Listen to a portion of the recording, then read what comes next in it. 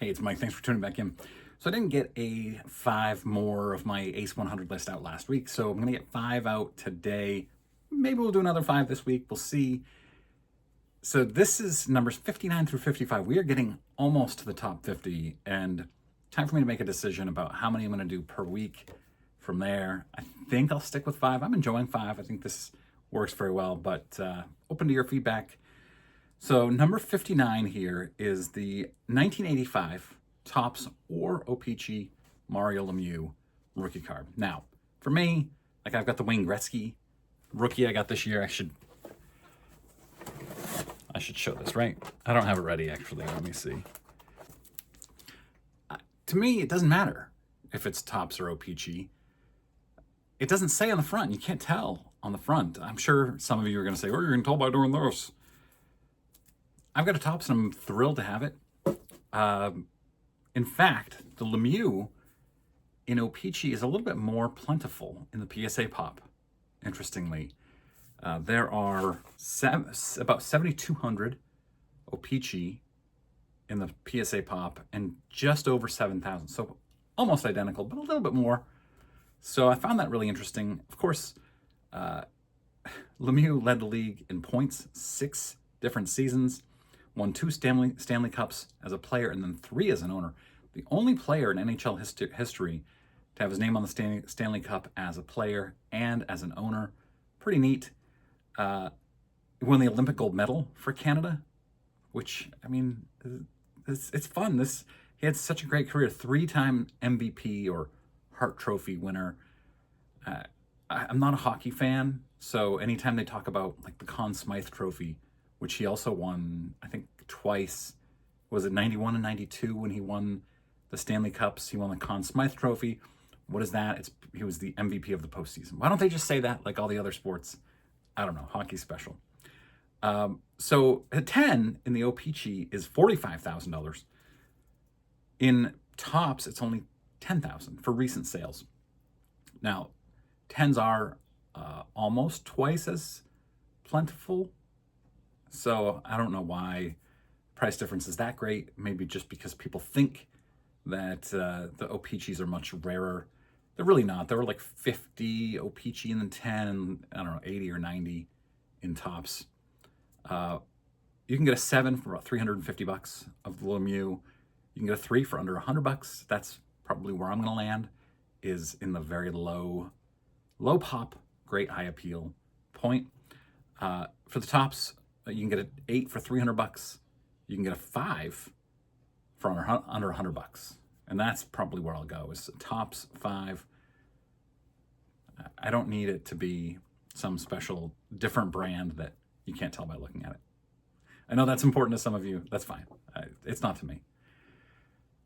So number 58. First of all, this video is sponsored by the Penny Sleever. You can get their products for 10% off using the code JWH at thepennysleever.com. Free shipping on orders over $59. And if you have a New Year's resolution, it should be better supplies for your cards. Treat your cards better. The Penny Sleever, 10% off. Link is in the description to this video. Number 58 is 1966 Philadelphia Gale Sayers. Now, I grew up hearing a lot about Gale Sayers. I grew up in the 80s and 90s. I was born in 79. I knew nothing about Gale Sayers at all. I would always see the advertisements for Brian's song, and I knew Gale Sayers was special in some way, but I didn't know the story, the Brian Piccolo story, and his friendship with Gale Sayers. I still haven't seen the movie, and I should. I know I should. I'm going to. I will watch it very soon, and I will post a review in my newsletter. How's that sound? It will not be under the horror section because I do a review. This week's horror movie is 28 Weeks Later. Last week's was 28 Days. This morning I was up at 4 a.m. and I watched 28 Weeks Later. I won't spoil my review. Make sure you're signed up for my newsletter, junkwaxhero.com. Gale Sayers had an amazing college career, and then as a rookie scored 22 touchdowns. He's a rookie, and he had almost 2,300 yards from scrimmage. He was obviously Rookie of the Year. He went on to have insanely productive seasons for his first 5 years. Injuries basically ended his career. He only played 7 seasons, and really only those first 5 were full. But one of the greatest running backs of all time, regarded as one of the toughest tackles of all time. Great story. Unfortunately, passed away in 2020. But you can get his card. There are 3,500 in the PSA Pop Report. It's a great card, great pose.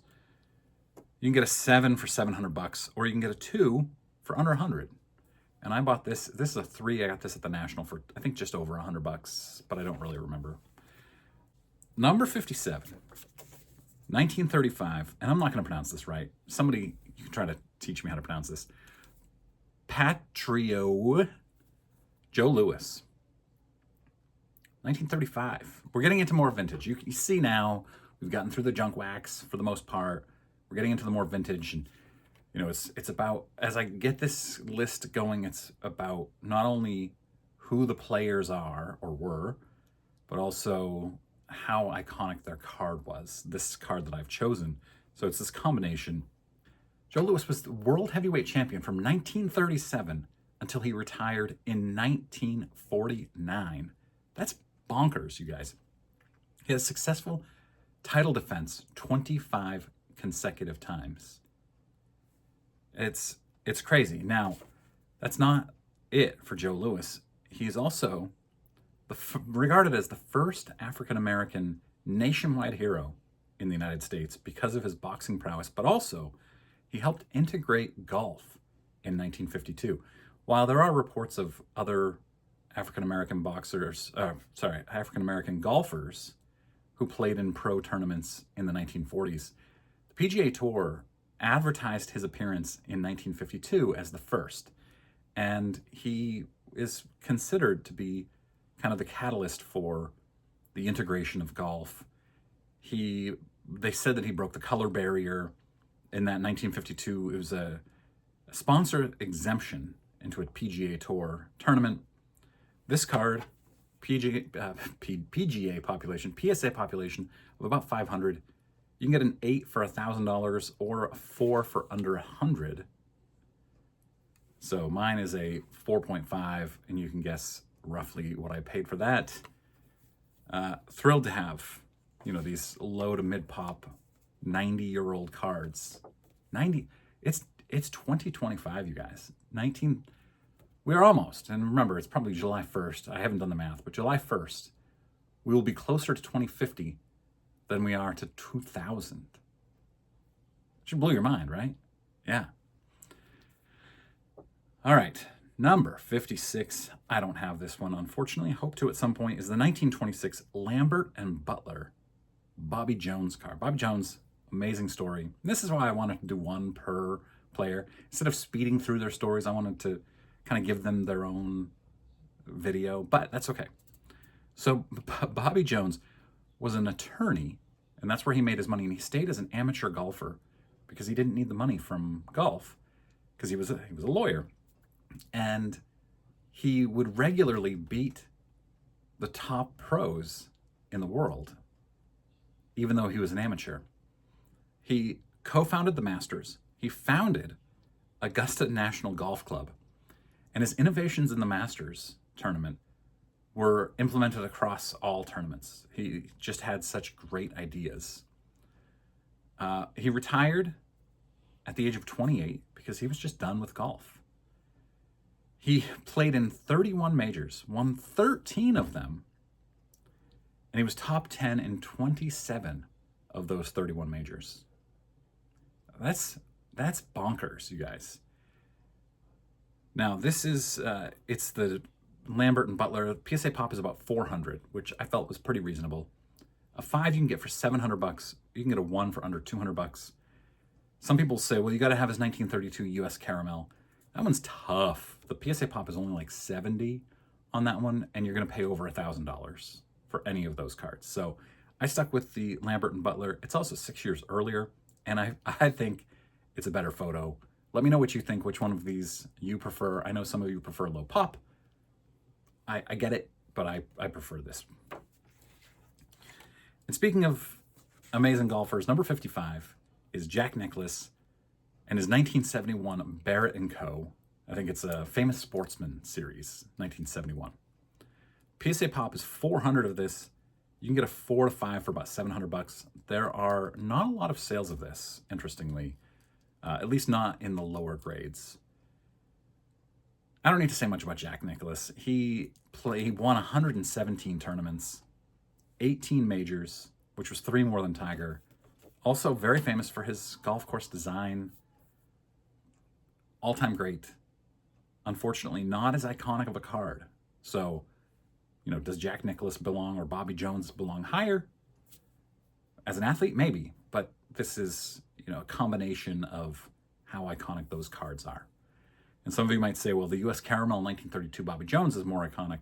I agree, but that doesn't fit in what I'm trying to do with this series. Let me know what you think of these 5. Take a guess of who might be in the next 5. One of them is really, really interesting, and I can't wait to talk about him. Thanks very much for watching. See you soon.